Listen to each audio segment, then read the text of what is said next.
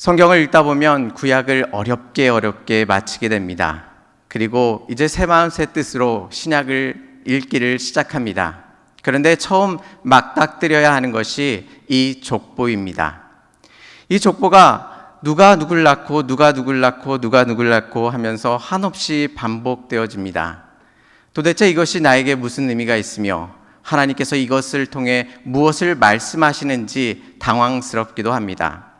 차라리 좀 부드러운 말씀, 잘 알아들을 수 있는 말씀으로 시작한다면 우리가 신약을 더 쉽게 다가설 수 있을 것 같아 보이는데, 마태는 마태복음을 시작하면서 또한 복음서를 시작하면서 신약 전체를 시작하면서 이 예수님의 족보를 놓고 있는 것입니다. 우리가 그냥 생각할 때는 이 족보가 지루하고 따분하며 또한 그것이 우리들의 신앙 가운데 큰 의미가 없어 보입니다. 그런데 어떤 이들은 이 족보를 읽으면서 하나님의 무한하신 은혜를 기억하며 느끼며 나아간다고 말합니다. 왜 그들은 이 딱딱한 족보를 통해서 하나님의 크신 은혜를 느낄 수 있을까요? 오늘 족보를 통해서 하나님께서 우리들에게 말씀하시는 그 음성을 들으며 하나님의 크신 은혜를 누리시기를 바랍니다. 족보와 마찬가지로 구약에서는 노아의 방주를 이야기할 때가 있습니다.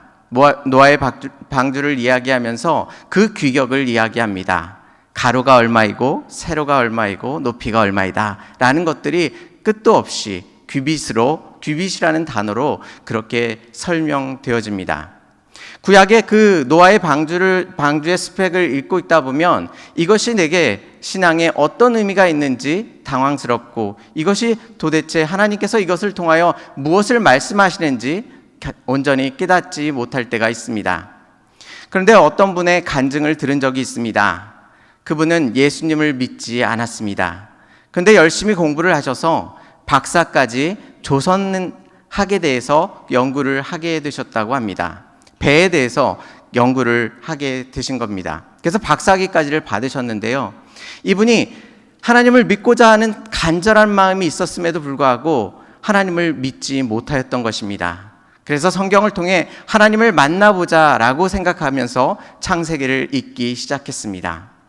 옛적의 문서이기 때문에 신뢰할 수도 없는 것이고 믿을 수도 없는 것이라 생각하였습니다. 그런데 이분이 노아의 방주의 스펙을 읽으면서 놀라운 일을 발견하였습니다. 노아의 방주는 추진력이 없습니다. 앞으로 나아가는 힘이 없고요. 또한 물 위에 떠서 다닐 뿐입니다. 그리고 수많은 물결이 그 배를 휘몰아칩니다. 그 가운데서도 뒤집어지지 않아야 합니다. 그런 많은 조건들을 생각해 보았을 때에 이 배를 연구한 이분이 생각하기에 성경에서 말하고 있는 이 스펙이 너무나도 합리적이고 과학적인 현대의 조선 기술이 그 가운데 들어있다는 것을 발견하였다고 말하고 있었습니다. 그분이 이 현대의 과학으로 하나님의 말씀을 알지 못할 것이라 생각하였는데, 노아의 방주의 스펙을 살펴볼 때에 하나님께서 그 가운데 살아계시구나. 그 오랜 시간 문명이 발달되지도 않고 법이 제대로 만들어지도 않는 그 당시에 이렇게 훌륭한 조선 기술이 있었다고 한다면 살아계신 하나님이 분명히 지금 이 순간에도 살아계시구나라는 것을 그가 발견하였다고 말하고 있었습니다. 마찬가지로 따분하고 별 볼 일 없고 우리들에게 은혜가 될 것 같지 않았던 노아의 방주의 이 말씀을 통하여 그분은 하나님 앞에 돌아오는 결정적인 계기가 되었던 것입니다. 마찬가지로 우리가 족보를 대할 때 이 족보는 따분하고 재미가 없으며 이것이 우리들에게 말하는 것이 별로 없다고 생각되어지지만, 하나님께서는 이 족보를 통하여 크신 하나님의 은혜를 우리들 가운데 베풀어주고 계십니다. 이 족보의 내용을 좀 자세히 살펴보도록 하겠습니다. 예수님의 족보는 오늘 본문인 마태복음에 등장하고요, 또 다른 한 곳인 누가복음 3장에 등장합니다. 그런데 그것을 쓰는 대상이 다릅니다. 마태복음은 유대인들을 향하여 복음을 적고 있고요, 누가복음은 이방인을 위하여 복음을 적고 있습니다. 그래서 마태복음을 시작할 때에 이스라엘의 역사를 잘 알고 있고 이스라엘의 인물들을 잘 알고 있는 유대인들에게 족보를 설명한다면 그들은 어릴 때부터 조상들을 기억하고 있고 이름을 알고 있기에 이 족보를 쉽게 이해할 수 있을 것이라고 생각하였습니다. 뿐만 아니라 그 족보를 쫓아서 예수 그리스도께서 오셨다는 것을 그들이 분명하게 이해할 수 있을 것이라고 생각했을 것입니다. 뿐만 아니라 마태복음에서는 다윗 이후에는 왕족이 등장하게 됩니다. 왕들이 등장하게 되죠. 왕들이 등장하는 모습들을 통해서 유대인들은 대단한 자부심을 가졌을 것입니다. 우리들의 왕이 이렇게 와서 그들의 왕의 족속으로서 우리가 살아가고 있다라는 자부심을 느꼈을 것입니다. 지금 제가 말씀드린 것이 일반적인 족보의 기능입니다.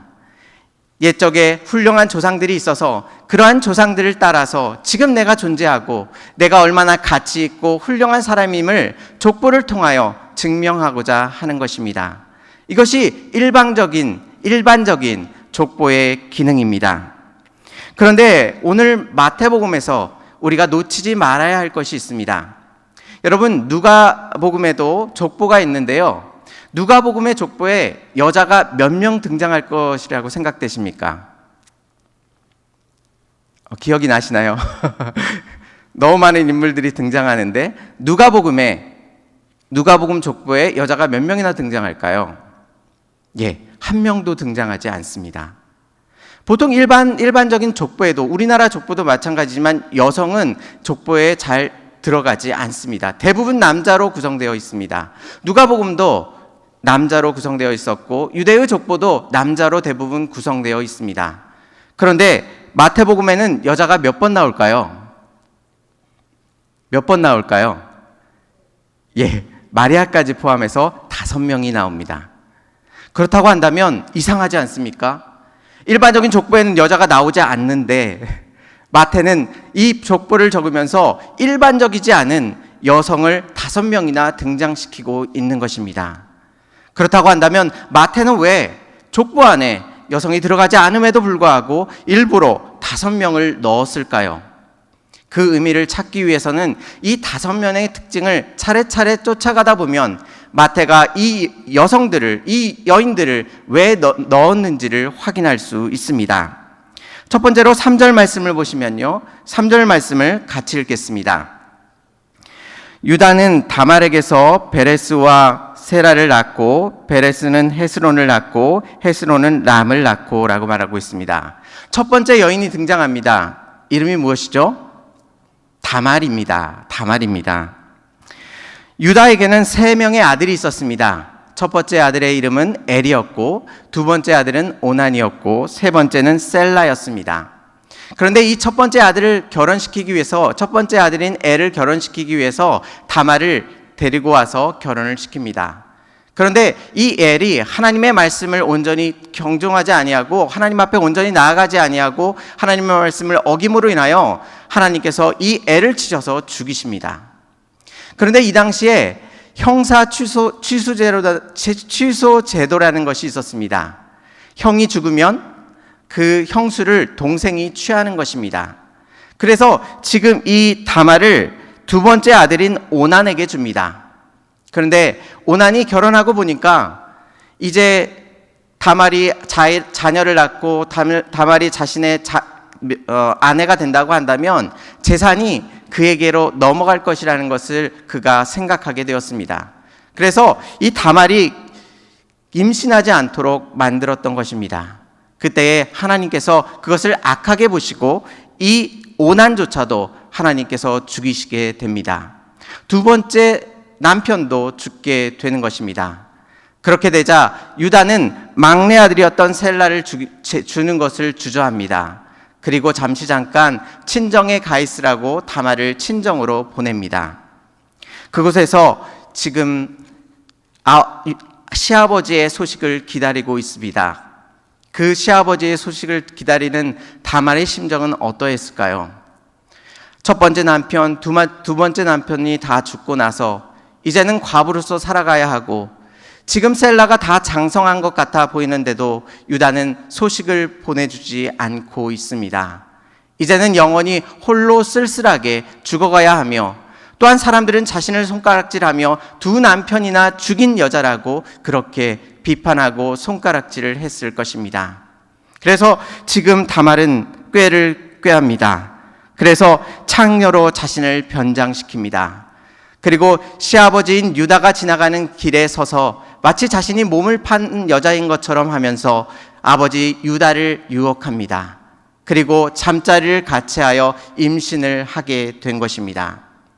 지금 예수님 족보에 등장하는 첫 번째 여인의 모습은 어떠합니까? 아름답고 고상하며 그렇게 훌륭하게 살아가는 여성으로 등장하고 있습니까? 결코 그렇지 않습니다. 시아버지와의 잠자리를 통해서 아들을 낳은 그런 여자로 등장하고 있는 것입니다. 두 번째 여인은 어떠하였을까요? 두 번째 여인은 어떠하였을까요? 5절 말씀을 같이 보도록 하겠습니다. 살몬은 라합에게서 보아스를 낳고 보아스는 룻에게서 오벳을 낳고 오벳은 이새를 낳고 라고 말하고 있습니다. 두 번째 여인은 누가 등장하고 있죠? 라합이 등장하고 있습니다. 그런데 라합은 항상 그 앞에 붙는 명칭이 하나 있습니다. 그것은 무엇일까요? 기생입니다. 기생입니다. 그래서 성경학자들은 이렇게 이야기합니다. 라합은 아마도 하나님을 고백하고 신앙을 고백하는 것으로 보아 신앙심이 깊었던 것 같아 보입니다. 그리고 그 시대적 정황을 고려하였을 때에 우상을 섬기는 성전에서 몸을 파는 여자라고 그렇게 생각하고 있습니다. 즉 그의 직업이 기생이었다는 것을 알 수 있습니다. 그런데 예수님의 족보에 등장하는 두 번째 여인은 기생 라합입니다. 기생 앞에 아무리 아름다운 형용사를 붙인다 하여도 기생이 아름다워질 수 없습니다. 그럼에도 불구하고 하나님께서는 예수님의 족보 안에 지금 라합을 넣고 계신 것입니다. 그리고 세 번째 여인이 등장합니다. 방금 읽었던 본문에서 세 번째 여인이 등장하는데 누구일까요? 룻입니다. 룻입니다. 룻도 마찬가지로 첫 번째 아들이 어떻게 되었습니까? 죽게 되었습니다. 과부로 살아가는 기구한 인생으로 살아갈 수밖에 없었습니다. 뿐만 아니라 룻은 모압 여인이었습니다. 이방인 여인이었죠. 이방인 여인은 유대인들이 생각하기에 구원에 이를 수 없는 그러한 사람들이라고 생각하였습니다. 지금 나열한 것처럼 룻조차도 이방 여인이었고 첫 번째 남편도 죽은 기구한 인생을 살아가던 여인이었습니다. 그런데 지금 우리가 살펴본 것처럼 우리가 예수님 족보에는 정말 아름다운 여인들, 인생을 화려하게 살았던 여인들, 또한 믿음 가운데 온전히 주님을 바라보며 살아갔던 여인들로 나열되어 있을 것만 같은데 지금 우리가 몇 여인을 살펴보았을 때에 결코 그렇지 않다라는 것을 발견합니다. 그런데 그것이 저의 생각만일까요? 그런데 결정적으로 마태는 이것을 확정 짓습니다. 오늘 6절 말씀을 같이 읽겠습니다. 이새는 다윗의 왕을 낳으니라. 다윗은 우리아의 아내에게서 솔로몬을 낳고 라고 말하고 있습니다. 지금 네 번째 여인을 등장시키고 있는데요. 네 번째 여인을 어떻게 소개하고 있습니까? 우리아의 아내입니다. 우리아의 아내의 이름이 무엇이죠? 밧세바입니다. 밧세바입니다. 마태가 이 장면에서 밧세바라고 표현하였다고 한다면 그냥 넘어갈 수도 있었을 것입니다. 이스라엘의 역사를 모른다면 그냥 넘어갈 수도 있었을 것입니다. 그런데 마태는 밧세바라는 이름을 빼버리고 굳이 우리아의 아내라고 소개하고 있습니다. 그것도 지금 다윗과 연결되어 설명하고 있습니다. 자신들의 조상으로서 훌륭하고 존경할 만한 그러한 왕으로서 등장하는 다윗인데 그 다윗 옆에 우리아의 아내에게서 솔로몬을 낳았다고 이야기하고 있는 것입니다. 그런데 이 표현이 참으로 이상하지 않으십니까? 다윗이 우리아의 아내, 타인의 아내로부터 솔로몬을 낳았다라고 이야기하고 있습니다. 이 본문을 읽으면서 누구도 생각할 수 있는 것은 다윗이 간음을 통하여 이 일을 이루었다는 것을 기억하게 만듭니다. 잊어버리려고 해도 잊어버리지 못하게 만듭니다. 우리아의 아내에게 간음하고 또 전 남편을 죽임으로 인하여 지금 이 탄생이 이루어지고 있음을 우리들 가운데 보여주고 있는 것입니다. 앞에서 언급한 다말, 룻, 밧세바는 첫 남편을 먼저 떠나보냈던 여인들이었습니다. 또한 그들 중에는 유대인들이 그렇게 멸시하고 손가락질하였던 창녀요, 기녀요, 또한 이방 여인이요, 가늠한 여인이었습니다. 지금 유대인들이 예수님을 믿기 위한 것이라면 이 여인들을 굳이 넣을 필요가 없었을 것입니다. 유대인들이 예수님이 훌륭한 신분이시고 족보를 따라오신 분이시라는 것을 통해 예수님을 증명하고 예수님께서 하나님의 아들 되심을 설명하고자 한다면 이 여인들을 다 빼는 것이 맞았을 것입니다. 그래야만 유대인들을 더 설득하기 쉬웠을 것입니다. 그런데 그럼에도 불구하고 지금 마태는 일부러 이 여인들을 족보 가운데 넣고 있습니다. 마태는 왜 이 여인들을 굳이 예수님의 족보 안에 넣고 있을까요? 그 단서가 되는 것이 그 다음에 나오는 말씀입니다. 마태복음 1장 18절에 이렇게 말씀하십니다. 보라, 처녀가 잉태하여 아들을 낳을 것이요 그의 이름을 임마누엘이라 하라 하셨으니 이를 번역한즉 하나님이 우리와 함께 계시다 함이라 라고 말씀하십니다. 예수님의 이름을 무엇이라고 정하라고 하셨죠? 임마누엘이라고 정하라고 하셨습니다. 임마누엘의 뜻이 무엇입니까? 하나님이 우리와 함께 계시다는 뜻입니다. 여러분도 여러분의 자녀와 손자와 손녀의 이름을 지을 때 함부로 이름을 지으십니까? 그렇지 않으시죠? 심사숙고하고 이 아이가 어떻게 자라야 할지를 생각하면서 그 아이의 이름을 짓습니다. 그런데 하나님께서 예수님의 이름을 임마누엘이라 지으셨습니다. 예수님께서 이 땅 가운데 오신 목적이 무엇입니까? 우리와 함께 하시기 위하십니다. 하나님 예수님께서 우리들과 함께 하시는 것이 그 무엇보다도 기쁜 일이십니다. 그것을 위하여 그것을 목적하시고 이 땅 가운데 오신 것입니다. 그러기에 예수님의 이름을 임마누엘이라 말씀하여 주셨습니다. 그런데 이 임마누엘의 예수님을 이 네 여인과 연결시켜서 생각해 보도록 하겠습니다. 먼저 이 여인들은 어떤 여인들이었죠? 어떤 여인은 근친상간하여 바로 돌에 맞아 죽을 수밖에 없었던 여인이었습니다. 어떤 여인은 몸을 파는 기생이었습니다. 율법으로 생각하자면 돌로 맞아 그 자리에서 죽을 수밖에 없던 여인이었습니다. 이방인으로서 구원을 받을 수 없는 여인이었습니다. 예수님께서 오셨을 때에 이방 여인을 무엇이라고 칭하셨습니까? 이방 여인을 향하여 개라고 칭하셨습니다. 그만큼 유대인들은 이방인들이 구원을 받지 못할 것이라고 생각하였습니다. 그렇게 유대인들이 가진 기준으로 봐서는 이 여인들은 그 누구도 구원의 자리에 들어올 수 없었던 여인들이었습니다. 그런데 임마누엘의 예수님께서 이 땅에 오셔서 어떤 이들과 함께하여 주셨습니까? 높은 관직에 있었던 힘인과 권력이 있던 사람들과 함께 있으셨습니까? 그렇지 않으셨습니다. 예수님께서는 죄인들과 세리와 창녀 가운데 함께하여 주셨고 그들과 식사를 나누셨고 기쁜 대화를 나누셨습니다. 그들을 인격적으로 대어주셨고 구원을 베풀어 주셨으며 그들의 삶의 힘듦과 아픔을 받아주시고 그들과 함께 걸어가 주셨습니다. 임마누엘의 하나님께서 그들과 함께 해주셨던 것입니다.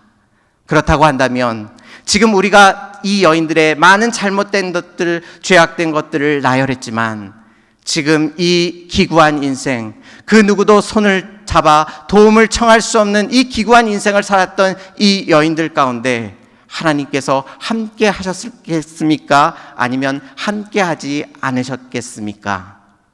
분명히 힘들고 아파하며 괴로워하며 죄악 가운데 울부짖으며 하는 이 여인들 가운데 거룩하신 하나님께서 함께 하시고 그 인생을 이끌어 주셨을 것입니다. 뿐만 아니라 그들의 인생을 돌보시고 역사하실 뿐만 아니라 못 본 채 하고 버려두신 것이 아니라 지금 어떻게 하고 계십니까? 그 거룩한 예수님의 족보에 감히 들어갈 수 있도록 그 여인들을 하나님께서 부르시고 인도하여 주셔서 예수님 족보 안에 나열될 수 있도록 하나님께서 그들을 인도하시고 역사해 주고 계신 것입니다. 우리는 이런 여인들의 고통과 아픔이 찾아올 때에 우리는 이렇게 생각합니다. 하나님, 지금 이 고통과 어려움을 내게서 떼어주시옵소서. 이것만 떼어주신다면 내가 행복하게 살아갈 수 있을 것 같습니다. 하나님을 더 열심히 섬길 수 있겠습니다. 라고 그렇게 우리는 종종 하나님 앞에 부르짖습니다. 그런데 오늘 말씀을 통하여 하나님께서 주시는 말씀은 무엇입니까? 고난과 아픔 속에서 괴로워하고 아파할 때에 하나님께서 그 자리 가운데 함께하여 주신다고 약속하고 계십니다. 기생 가운데, 또한 근친상간하는 여인 가운데, 간음 가운데 놓여 있다 할지라도 하나님께서 붙잡아 주신다면 끝까지 놓지 아니하시고 그 인생과 동행하여 주시며 은혜를 베풀어 주시며 사랑하여 주심으로 그 인생을 하나님의 은혜 가운데 살아가는 인생으로 불러주시겠다고 말씀하고 계신 것입니다. 그러기에 우리가 당하는 고난과 아픔을 떼어달라고 하나님 앞에 기도하기 전에 하나님께서 우리들과 함께하여 주시고 인도하여 주시고 우리에게 힘 주시는 그 예수님을 더 먼저 바라보시기 바랍니다. 우리가 생각할 때는 그 고난과 아픔이 우리 인생 가운데 필요 없는 것 같아 보이지만 이 여인의 인생 가운데 여러분은 어떤 것이 이 여인들의 가운데 필요하다고 생각되어지는 것이 있으십니까? 기구한 첫 번째 남편을 다 잃어버리고 두 번째 남편도 잃어버린 여인이 있었고 기생의 생활을 할 수밖에 없었던 처절한 생활을 살아갈 수밖에 없었던 여인들이었습니다. 그 인생이, 그 경험이 그 인생 가운데 필요하다고 생각했던 여인이 그 누가 있었겠습니까? 그런데 하나님께서 이 여인들을 통하여 하나님의 놀라우신 일들을 행하십니다. 무려 예수님의 족보에 들어갈 수 있는 이 놀라운 영광을 이 여인들에게 베풀어주고 계신 것입니다. 하나님께서 동일하게 우리를 붙드시고 인도해 주십니다. 우리의 눈에 보이기에 고난과 환난이 필요 없는 것 같아 보이지만 그 고난과 환난을 귀중히 여기시고 소중히 여기셔서 우리의 믿음을 단련시키시고 또한 하나님의 놀라우신 영광 가운데 사용하실 뿐만 아니라 더 영광된 자리로 우리를 부르시기 위하여 그 고난과 환난을 허락하고 계심을 기억하시기 바랍니다. 어떤 청년이 이번 주에 저에게 이렇게 물었습니다. 지금부터 열심히 예수님을 따라가기를 원합니다. 그런데 세상 가운데 나아갔을 때에는 자신이 없다고 합니다. 예수님을 붙들고 온전히 살아갈 수 있는 힘이 자신 가운데 없어서 불안해하고 초조해한다고 합니다. 어떻게 해야 합니까? 라고 저에게 물어봤습니다. 제가 이렇게 대답하였습니다. 그 누구도 스스로 예수님을 붙들고 나아갈 사람은 이 세상 가운데 없다고 얘기해 주었습니다. 우리의 능력과 우리의 힘으로 우리의 믿음을 지킬 수 없습니다. 우리는 시시때때로 간음한 여인처럼 다윗이 여인을 탐하여 간음하고 전 남편을 죽였던 것처럼 우리도 우리의 욕심을 탐하여 세상 가운데 악에 머무르며 하나님을 등지고 세상 가운데 달려가는 우리의 모습을 발견케 됩니다. 그 가운데 하나님께서 놀라우신 은혜로 우리를 붙들어 주심을 기억할 때에 우리가 우리의 믿음으로 우리를 지켜 나아가는 것이 아니라 하나님께서 우리를 붙드시고 인도하여 주시기에 우리가 끝까지 예수님을 등지지 아니하고 배신하지 아니하고 하나님을 바라보며 나아갈 수 있는 것입니다. 오늘 새벽 말씀에도 나누었는데요. 사도 바울은 훌륭한 전도자였습니다. 훌륭한 복음을 전파하는 이였습니다. 그런데 오늘 본문에서 사도 바울은 두려움에 떨며 말씀을 더 이상 전하지 못하는 상황 가운데 놓여져 있었습니다. 그 말씀을 통하여 우리들에게 무엇을 말씀해 주십니까? 아무리 훌륭한 사도 바울이라 할지라도 예수님께서 붙들어 주시지 않는다면 그 인생이 하나님을 바라보지 못하고 하나님을 온전히 의지하지 못하며 하나님과 함께 살아갈 수 없음을 우리들 가운데 알려주고 계신 것입니다. 우리가 훌륭함으로 예수님을 붙드는 것이 아니라 우리가 믿음이 뜨거움으로 예수님을 붙드는 것이 아니라 예수님께서 먼저 찾아와 주시고 그 권능의 손으로 붙드셔서 우리를 인도하여 주시기에 거룩하신 하나님을 믿으며 주님 앞에 나아갈 수 있는 것입니다. 그래서 이 본문을 통하여 예수님께서 우리들에게 이렇게 말씀하십니다. 세상을 향하여 도망쳐 봐라고 말씀하십니다. 너희들이 도망갈 수 있는 끝까지 도망가봐 라고 말씀하십니다. 세상의 끝으로 도망간다 할지라도 예수 그리스도께서 그 세상의 끝으로 다가오셔서 우리를 이끄사 하나님의 놀라우신 그 보좌의 자리로 우리를 인도해 주실 것입니다. 하나님의 그 놀라우신 약속이 이 족보 가운데 들어 있습니다. 오늘 말씀이 은혜로운 이유가 있습니다. 그것은 4명의 여인을 통하여 예수님께 나아갈 수 있는 그 구원의 문을 우리들 가운데 열어주셨습니다.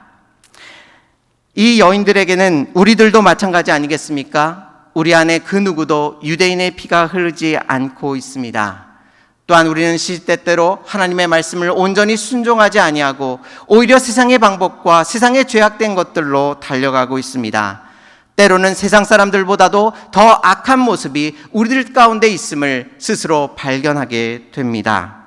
그런데 우리는 족보를 읽으면서 무엇을 알게 됩니까? 족보를 읽다가 다말이 등장할 때에 하나님, 다말의 이 자리가 나의 자리이군요. 밧세바를 읽을 때에 하나님, 가늠하였던 이 밧세바가 나의 모습이군요 라고 하면서 발견하게 되는 것입니다. 이 연인들을 받아주셨던 예수님께서 지금도 나를 받아주고 계시는군요 라고 외치면서 주님께 나아가게 되는 것입니다. 그러기에 이 족보가 딱딱하게 읽혀지겠지요. 처음엔 딱딱하게 읽혀질 것입니다. 그런데 이 여인이 한 여인이 등장할 때마다 하나님께서 한 여인을 통하여 그 기구한 인생 가운데 찾아와 주시고 함께하여 주시고 인도하여 주셨던 그 놀라우신 은혜가 내게도 동일하게 임하고 있음을 이 여인들을 통하여 말씀해 주시는 것을 확인케 되는 것입니다. 오늘 이 말씀을 통하여 하나님의 놀라우신 은혜를 경험하시기 바랍니다. 보잘것없는 우리를 주의 자녀 삼아주시고 하나님을 붙들며 살아갈 수 있도록 함께해 주실 뿐만 아니라 우리가 인생에 힘들고 어렵고 인생의 밑바닥을 치는 그 순간에도 하나님께서 우리들과 동행하시고 인도해 주실 것입니다. 오늘 말씀 가운데 마지막으로 등장하는 여인이 있습니다. 누구일까요? 마리아입니다. 오늘 16절 말씀을 같이 읽겠습니다. 야곱은 마리아의 남편 요셉을 낳았으니 마리아에게서 그리스도라 칭하는 예수가 나시니라. 아멘. 5번째 여인인 마리아가 등장하고 있습니다. 그런데 이 마리아에게서 그리스도라 칭하는 예수가 나니라, 이 본문은 족보의 기본 형식을 깨트리고 있습니다. 보통 족보는 어떻게 이야기를 하죠? 남자가 등장하고 남자가 누구를 낳았다, 아들 누구를 낳았다, 이런 식으로 그렇게 족보의 형식이 이루어지고 있습니다. 그런데 마지막에 그 족보가 깨집니다. 남자가 없어지고 마리아에게서 그리스도라 칭하는 예수가 나니라라고 하면서 족보의 형식을 다 깨트려 버립니다. 유대인들은 이 족보를 통해서 예수님이 자신의 혈통을 쫓아서 나왔다는 것이 자랑스럽게 여기려고 했다 할지라도 지금 마지막 그 순간에 이 족보를 다 깨트려 버리고 인간의 족보를 쫓아 예수님께서 오신 것이 아니라 하나님께서 놀라우신 계획 가운데 예수 그리스도께서 이 땅 가운데 오셨음을 우리들 가운데 보여주고 있는 것입니다. 그래서 창세기 3장 15절에서는 이렇게 말합니다. 최초의 복음을 이야기하고 있는데요, 최초의 예수님을 어떻게 표현하고 있었을까요? 창세기 3장 15절에는 이렇게 말씀하십니다. 내가 너로 여자와 원수가 되게 하고 내 후손도 여자의 후손과 원수가 되게 하리니 여자의 후손은 내 머리를 상하게 할 것이요 너는 그의 발꿈치를 상하게 할 것이니라 하시고 라고 말씀하고 있습니다. 지금 여기서 등장하는 것은 여자와 원수가 되게 할 것이라고 말씀하고 계시고, 또한 여자의 후손과 원수가 되게 할 것이라 말씀하시며 여자의 후손은 내 머리를 상하게 할 것이라고 말씀하고 있습니다. 즉 남자의 후손은 일반적인 인류를 이야기하고 있습니다. 예수님을 제외한 모든 사람들은 남자의 후손입니다. 일반적인 족보를 쫓아 나오는 일반적인 인류입니다. 그런데 여자의 후손은 누구실까요?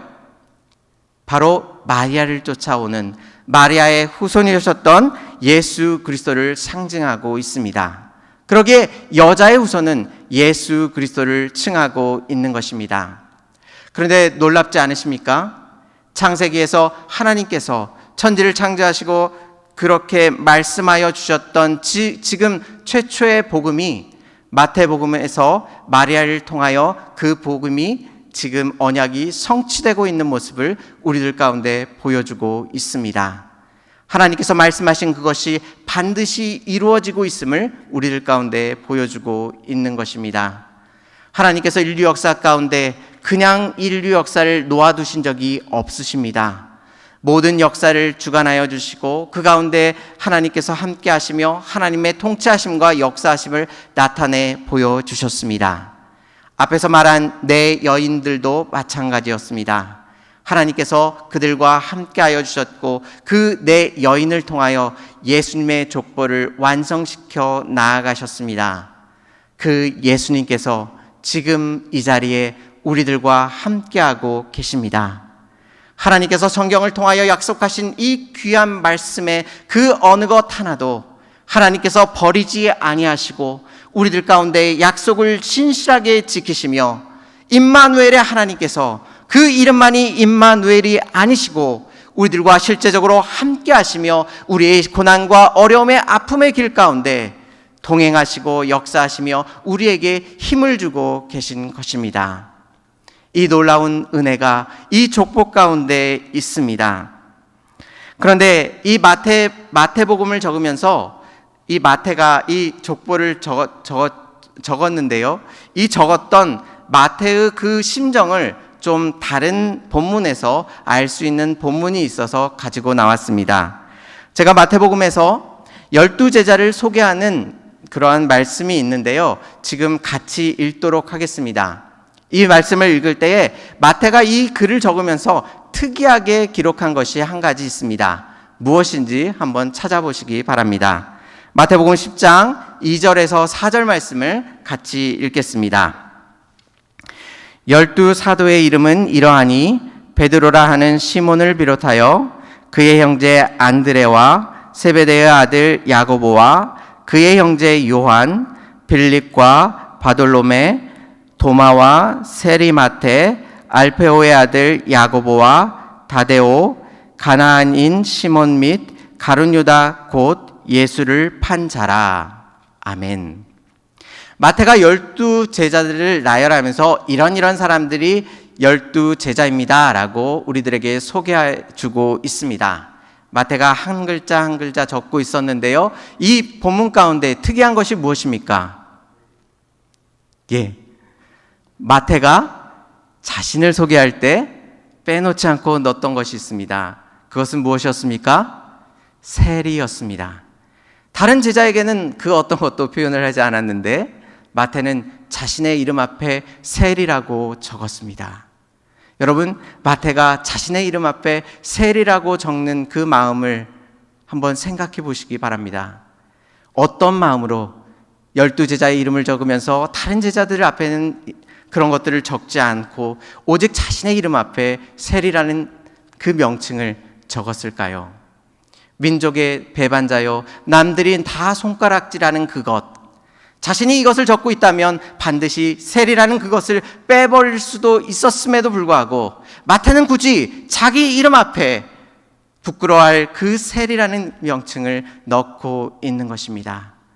이 본문 가운데 세리는 하나님의 놀라우신 은혜를 표현하고 있습니다. 12제자의 이름을 나열하면서 자신의 이름 앞에 세리라는 명칭을 넣음으로 인하여 죄인 되었던 나, 세리로서 그 어떤 조건으로도 구원받을 수 없던 나에게 예수 그리스도께서 찾아와 주셔서 나를 구원하시고 인도하여 주셨음을 지금 이 본문을 통하여 선포하고 있는 것입니다. 이 본문뿐만 아니라 우리가 앞에서 살펴보았던 족보를 통해서 5 여인들을 통해 하나님께서도 우리들 가운데 못나고 죄악된 가운데 머물러 있는 우리들 가운데도 이 놀라우신 하나님의 은혜와 사랑으로 우리를 붙드시고 인도하여 주심을 우리들 가운데 나타내 보여주고 있는 것입니다. 다시 한번 마태복음을 읽으면서 족보를 읽어 나가실 때에 이 여인들을 기억하시기 바랍니다. 이 여인들이 한 명 한 명 등장할 때마다 하나님, 이 여인이 있어야 할 이 자리가 나의 자리군요. 이 여인들이 없었다면 내가 예수 그리스도 앞에 나아갈 수 없었는데 하나님께서 예수 그리스도를 통해 이 여인들을 불러주심으로 인하여 우리도 당당히 예수 그리스도 앞에 나아가며 또한 이 별 볼 일 없던 이 여인들을 예수님의 족보 안에 넣으신 것처럼 하나님의 나라에 우리의 이름을 부르시며 우리를 인도하여 주실 거룩하신 하나님을 우리가 기억하며 나아갑니다라고 그렇게 고백할 수 있는 것입니다. 우리의 인생이 아무리 별 볼 일 없다 할지라도 이 여인들과 같이 기구하고 힘든 인생을 살아간다 할지라도 하나님을 외면하지 마시고 그 모든 일들 가운데 부족함 없이 채우시고 인도하시는 그 거룩하신 하나님을 바라보면서 오늘 하루도 주님 안에서 참된 기쁨과 은혜를 누리며 주님 앞에 온전히 살아갈 수 있는 저와 성도님들이 되시기를 주님의 이름으로 축원합니다.